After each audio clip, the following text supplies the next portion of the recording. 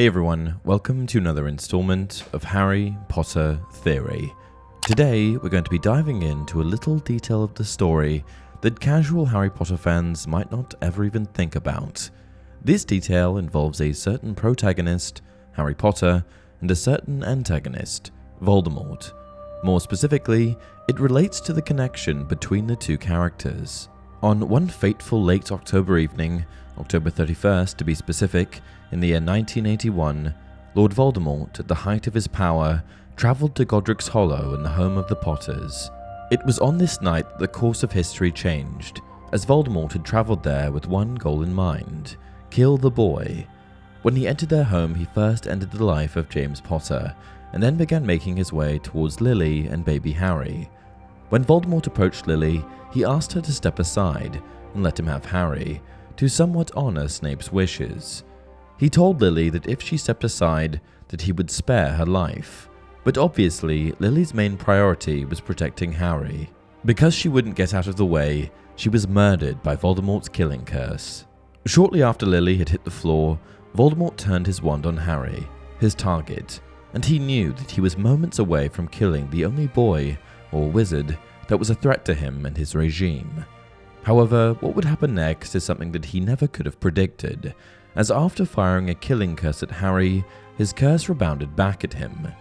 This was the result of a loving sacrifice that Lily had made, sacrificial protection. When the curse came back at him, it destroyed him, and it marked the end of Voldemort, for a time. But it also tragically marked the end of the Potters. But Voldemort's curse rebounding off of Harry wasn't all that happened. You see, on that night, a connection was formed between the two of them. Voldemort's soul was so destabilized through creating Horcruxes that part of it actually split off when he was hit by the backfiring curse. When a piece of the soul is ripped from one's body, generally there needs to be somewhere for it to go. Cue baby Harry. As Harry was the only living thing in the room, it latched itself to Harry, which effectively formed the connection that we later know Harry and Voldemort to have. Harry wasn't a Horcrux, so to speak, as no traditional Horcrux creation process took place, but a connection with Voldemort there certainly was. Now, a connection to the Dark Lord definitely brings with it a lot of baggage. Harry had a lot of unexplainable things happen to him, some mysterious, some useful, but mostly bad. One of the abilities transferred to Harry was the ability to speak Parseltongue. He became a Parselmouth. Parseltongue is more commonly known as the language of snakes, a hereditary trait passed on through descendants of Salazar Slytherin. But while speaking another language is actually kind of a cool bonus, one massively negative aspect of their connection was their interconnected minds. Because part of Voldemort's soul was inside of Harry, they had insights into each other's thoughts and feelings, and I'm not sure that Voldemort is someone you want inside of your head. Periodically, Harry would have episodes involving a burning scar and strange, unexplainable visions where he saw Voldemort committing atrocities.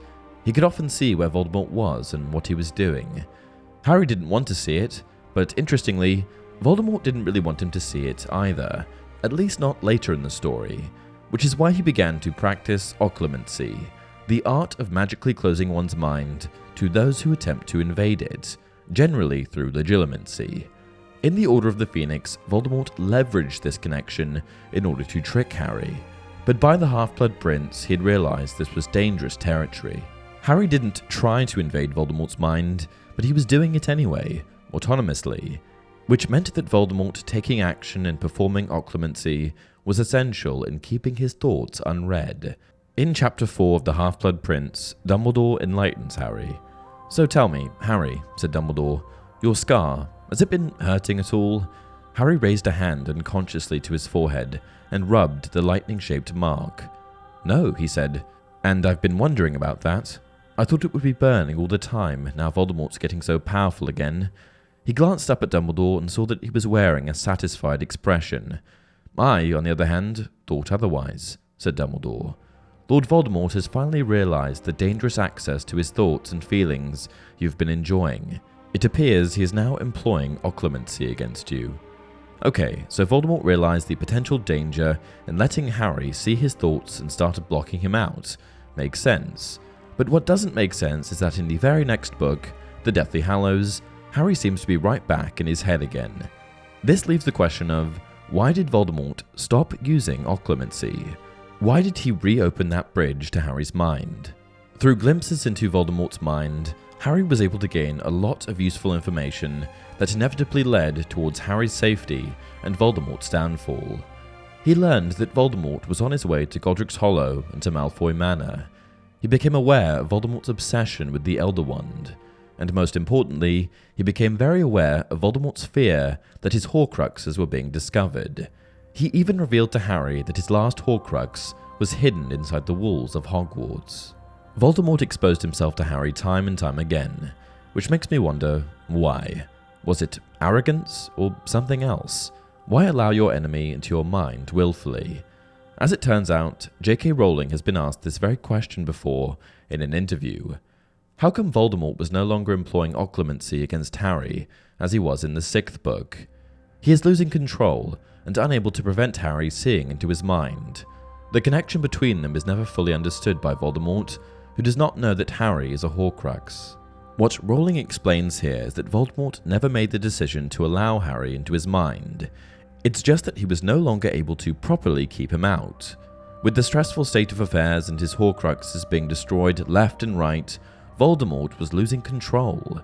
It seems as though Voldemort's mental state has a huge impact on whether or not Harry can infiltrate his thoughts.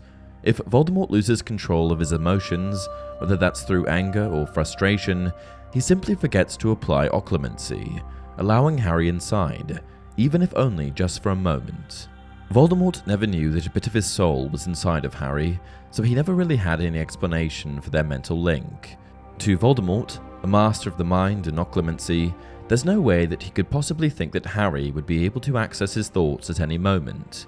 He probably knew that he stopped employing Occlumency momentarily in these fits of rage, but never thought that Harry would be able to capitalize on these tiny windows of time. Harry finds out about Gregorovitch just as Voldemort is about to murder him, thrilled with the prospect of ending a life, and perhaps momentarily forgetting to apply Occlumency amidst the excitement. Harry finds out about the Elder Wand just as Voldemort finds it, high on a sense of triumph and accomplishment. Harry finds out that Rowena Ravenclaw's diadem is at Hogwarts after Voldemort finds out that they broke into Bellatrix's vault, subsequently exploding with anger. Harry finds out that Voldemort is on his way to Hogwarts when Voldemort realizes that the locket is missing.